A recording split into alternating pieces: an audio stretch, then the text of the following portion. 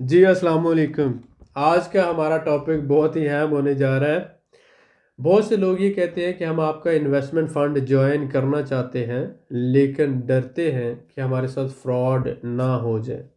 آپ بالکل صحیح ہیں، میں بھی آپ کی جگہ پر ہوتا تو یہی سوچتا جو آپ سوچ رہے ہیں، کیونکہ 100% اگر نہیں تو 99.9%، 100 میں بات کر رہے ہیں نا، تو 99.9% ہمارے جو پاکستانی بھائی ہیں یہ اپنی ہائپوکریسی، جسے ہم منافقت کہتے ہیں، اس کو اپنی انٹیلیجنس اور ذہانت کہتے ہیں۔ اور بزنس میں منافقت کو اتنا زیادہ انٹر کیا گیا ہے پاکستان میں کہ پاکستان میں ہم اپنے سائے سے بھی ڈرنا شروع ہو گئے۔ مجھے 12 سال ہو گئے آذربائیجان میں رہتے ہوئے، اور میں جب کبھی پاکستان جاتا ہوں تو مجھے ایسا لگتا ہے کہ میں اپنے پاکستانی بھائیوں سے 12 سال پیچھے رہ گیا ہوں۔ میں جہاں پہ چھوڑ کے گیا تھا یہ وہاں سے 12 گنا آگے بڑھ چکے ہیں۔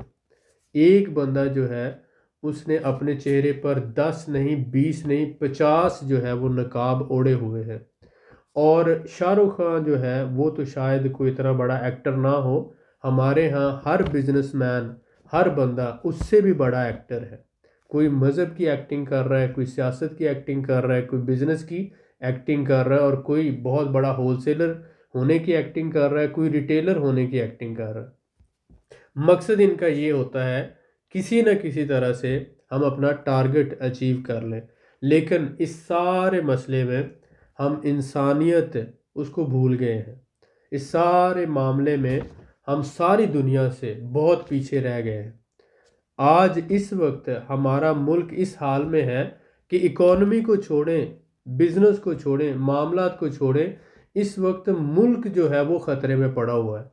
بینگ اے قوم، بینگ اے نیشن، ہم کہاں پر پہنچ چکے ہیں؟ کتنی لیگ پولنگ دنیا میں، آپ کہیں پر بھی چلے جائیں، یو کے چلے جائیں، امریکہ چلے جائیں، کینیڈا چلے جائیں، مڈل ایسٹ چلے جائیں، جاپان، کوریا چلے جائیں، جب کوئی جا رہا ہوتا ہے تو اس کے گھر والے اسے ایک بات لازمی کہتے ہیں کہ وہاں پر موجود پاکستانیوں سے محتاط رہنا، وہاں کے جو لوگ ہیں ان کے ساتھ بزنس کر لینا، ان کے ساتھ کام کر لینا، لیکن وہاں پر جو پاکستانی ہے اس سے بچ کے رہنا۔ اس کی وجوہات کیا ہے؟ وجہ یہی ہے کہ ہمیں اپنے ہی سب سے زیادہ نقصان پہنچاتے ہیں۔ جبکہ کوئی بھی پاکستانی جب باہر جاتا ہے تو اسے یہ لگتا ہے کہ اس کو لینگویج بیریئر ہوتا ہے، کلچرل بیریئر ہوتا ہے، وہ اپنے کسی پاکستانی بھائی کے پاس جاتا ہے اور وہ سوچ رہا ہوتا ہے کہ یہ میری ہیلپ کرے گا، لیکن ہیلپ کرنے کی بجائے اس کو پازیٹیو گائیڈ کرنے کی بجائے اس کو لوٹ لیا جاتا ہے، اس کو نقصان پہنچایا جاتا ہے، اس کا جو کیپٹل ہے وہ ضائع کر دیا جاتا ہے۔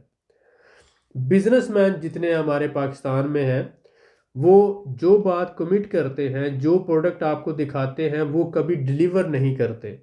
ہماری ایکسپورٹس کیوں کم ہے؟ مطلب 1% اس ملک کی ایکسپورٹ ہے، کیا ہے؟ 2% ہے، کیوں ہے؟ کبھی سوچا اس بات پہ؟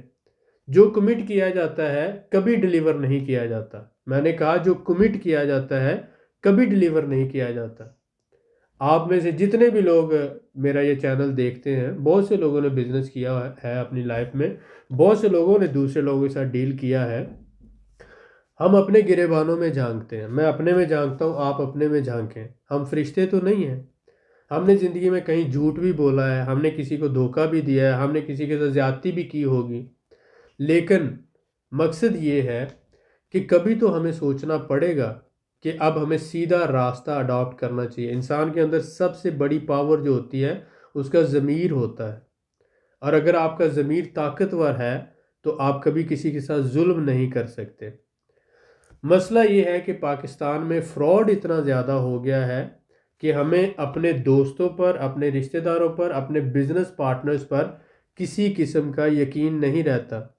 یقین کریں بھی کیسے؟ کیونکہ ہم بھی تو ایسے ہی ہیں۔ ہمیں آئینے میں اپنا ہی چہرہ نظر آتا ہے۔ ہم جب دیکھتے ہیں کسی بھی بندے کو تو جس طرح سے جو چالاکیاں ہم نے کی ہوتی ہیں، جو بے ایمانیاں ہم نے کی ہوتی ہیں، جو فراڈ ہم نے کیے ہوئے ہوتے ہیں، ہمیں یہ لگتا ہے کیونکہ چور کو ہی چوری کا ڈر ہوتا ہے نا۔ جو بندہ چور ہو اس کو چوری کا ڈر، اسے پتہ ہے کہ میں نے ڈاکہ ڈالا، کوئی مجھے نہ لوٹ لے اسے پتہ ہے میں نے چوری کی ہے، کوئی میرے گھر میں چوری نہ کر دے، تو اسی لیے وہ زیادہ ڈرتا ہے۔ لیکن جس بندے کا اللہ تعالیٰ کی ذات پہ ایمان ہوتا ہے، جسے اس بات کا یقین ہوتا ہے کہ رزق مجھے دنیا سے بھیجنے سے پہلے دنیا میں اللہ تعالیٰ نے میرے حصے کا رزق لکھ دیا تھا، اور ایسی وہ چیز جو اللہ تعالیٰ نے مجھے دنیا میں بھیجنے سے پہلے طے کر دی، میں اس کے لیے کیوں اتنا پریشان رہتا ہوں؟ جس بندے کو اس بات کا یقین ہو جاتا ہے وہ وقت کا ولی بن جاتا ہے۔ لیکن ہمیں سب سے بڑا مسئلہ یہ ہے کہ ہمیں اسی چیز کی سب سے زیادہ طلب رہتی ہے۔ ہمیں یہ لگتا ہے کہ پتہ نہیں ہم یا ہمارے بچے یا ہمارا خاندان بھوکا مر جائے گا۔ رزق تو اللہ تعالیٰ کی ذات نے دینا، اس بات کا ہمیں پتہ ہے لیکن یقین نہیں ہے۔ اس بات کا ہمیں پتہ ہے لیکن یقین نہیں ہے۔ اسی طرح سے ہم مسلمان ہیں، ہمیں پتہ ہے اللہ تعالیٰ کی ذات ایک ہے، سب کچھ ہے، لیکن اس پہ یقین ہمارا اتنا کمزور ہے کہ ہم بھروسہ نہیں کر پاتے کہ وہ اللہ تعالیٰ کی ذات ہمارے رزق اور باقی معاملات کی دیکھ بھال خود کر رہا ہے۔ تو جب انسان کو یہ لگتا ہے نا کہ وہ خود کمائی کرے گا تو تب وہ لوٹتا ہے، فراڈ کرتا ہے، اسکیم کرتا ہے۔ آپ یہ دیکھیں، اگر آپ کے پاس یا میرے پاس اربوں روپیہ بینک اکاؤنٹ میں پڑا ہو تو کیا ہم 3 وقت سے زیادہ کھانا کھا سکتے ہیں یا ایک حد سے زیادہ کھا سکتے ہیں؟ کوئی بھی بندہ ایک دیگ بریانی کی نہیں کھا سکتا، کوئی بھی بندہ جو ہے وہ مثلا پورا ریسٹورنٹ ایک دن میں نہیں کھا سکتا۔ آپ نے جتنا محدود سا کھانا کھانا ہے اتنا ہی کھانا ہے، جتنا آپ کا خرچہ ہے اس سے آپ آگے نہیں بڑھ سکتے۔ تو جب اللہ تعالیٰ نے آپ کے رزق کا ذمہ اٹھایا ہوا ہے تو میرے خیال میں اس کے لیے آپ کو اتنا فکر مند نہیں ہونا چاہیے۔ دوسری بات یہ کہ اسی دنیا میں 5 سے 10% لوگ ایسے ہیں جو دوسروں کو اپنی جیب سے خرچہ کر کے دوسروں کی مدد کرتے ہیں۔ آپ نے دیکھا پاکستان میں بہت سے ہاسپٹل ہیں جو خیرات پہ چل رہے ہیں، بہت سے اسکول ہیں جو خیرات سے چل رہے ہیں، صدقہ اور خیرات سے چل رہے ہیں۔ بہت سے اسی طرح سے آپ نے دسترخوان دیکھے ہوں گے، بہت سی آپ نے ادارے دیکھے ہوں گے جو ویلفیئر پہ چل رہے ہیں، اور لاکھوں نہیں، کروڑوں نہیں، اربوں روپے کی ویلفیئر جو ہے لوگ اللہ کے راستے پہ دے رہے ہیں۔ ان کا یقین اور ایمان ہے تو دے رہے ہیں، وہ 5% 10% لوگ کبھی سامنے نہیں آتے۔ میں یہ کہتا ہوں انہیں سامنے آنا چاہیے، انہیں نیکی کر کے دوسروں کو موٹیویٹ کرنا چاہیے۔ جہاں پر یہ بات ٹھیک ہے کہ نیکی کر کے چھپانا چاہیے، لیکن اگر آپ کی نیت ہو کہ اگر میں نیکی کر رہا ہوں اور میری طرف دیکھ کر دوسرا بندہ بھی نیکی کر لے تو انما الاعمال بالنیات ہے نا، تو اس وجہ سے اللہ تعالیٰ آپ کو بھی اجر دے گا، اور دوسرا بندہ اگر نیکی کرے گا تو اس کی نیکی میں بھی آپ کا حصہ ہوگا۔ تو اب ہمیں ایک قوم بننا پڑے گا۔ میں یہ کہتا ہوں کہ ہمیں لیگ پولنگ کی بجائے ہاتھ آگے بڑھا کر ہاتھ کھینچنا پڑے گا، تب ہم ایز اے قوم ترقی بھی کر سکیں گے اور ہمارا ملک محفوظ ترین اور ترقی یافتہ بھی بن سکے گا۔ ہمیں آگے بڑھ کر اس قوم کو اور اس ملک کو مضبوط بنانا ہے۔ مقصد کیا ہے؟ اب سپوز کریں، میں آپ کو یہ نہیں کہتا کہ آپ مائیگریٹ کر کے ٹرکی آ جائیں، میں یہ بھی نہیں کہتا آپ مائیگریٹ کر کے آذربائیجان آ جائیں، میں یہ کہتا ہوں کہ سیکنڈ سورس آف انکم بنائیں۔ آپ کے پاس ایک دوسرا جو ہے وہ چانس ہونا چاہیے۔ اگر اللہ تعالیٰ نے آپ کو اور آپ کی فیملی کو اتنے ریسورسز دیے ہیں کہ آپ پاکستان کے علاوہ دوسرے کنٹریز میں سیٹل ہو سکتے ہیں، تو آذربائیجان ایک بہت اچھا کنٹری ہے۔ اگر آپ یورپ کی بات کرتے ہیں تو یورپ سے 1000 گنا اچھا ہے، UK، امریکہ، کینیڈا سے بہت اچھا ہے۔ اگر آپ کے پاس ریسورسز ہیں، لیونگ پیراڈائز ہے، یا آپ یہاں پر دیکھیں کرائم فری ہے، حالانکہ UK کرائم فری نہیں ہے۔ اس کے ساتھ ساتھ اگر بات کرتے ہیں تو مسلم کنٹری ہے، اور آپ کے بچوں کی تربیت جو ہے یہاں پر ایک اسی انوائرمنٹ میں ہوتی ہے جو مسلم انوائرمنٹ میں ہو۔ UK، یورپ یا کینیڈا، امریکہ میں آپ کے بچے جیسے 18 سال کے اوپر ہو جاتے ہیں تو وہ آپ کے بچے آپ کے نہیں رہتے، اور آپ ان کے فیوچر کے لیے، مستقبل کے لیے پریشان ہو جاتے ہیں۔ لیکن یہاں پر اس طرح کا مسئلہ نہیں ہے۔ میں نے آذربائیجان سے مائیگریٹ کیوں نہیں کیا؟ کیونکہ آذربائیجان ایک مسلم کنٹری ہے، اور یہاں پر رہتے ہوئے آپ کو حلال فوڈ کا اور کلچر کا اور اس کے علاوہ فیملی کے لیے جو آگے سسٹم ہوتا ہے وہ ڈسٹرائے نہیں ہوتا۔ لیکن اگر آپ UK، امریکہ، کینیڈا، یورپ چلے جاتے ہیں تو جو ہماری ایک مسلم فیملی کا سٹرکچر ہے وہ ڈسٹرب ہو جاتا ہے، ڈسٹرائے ہو جاتا ہے۔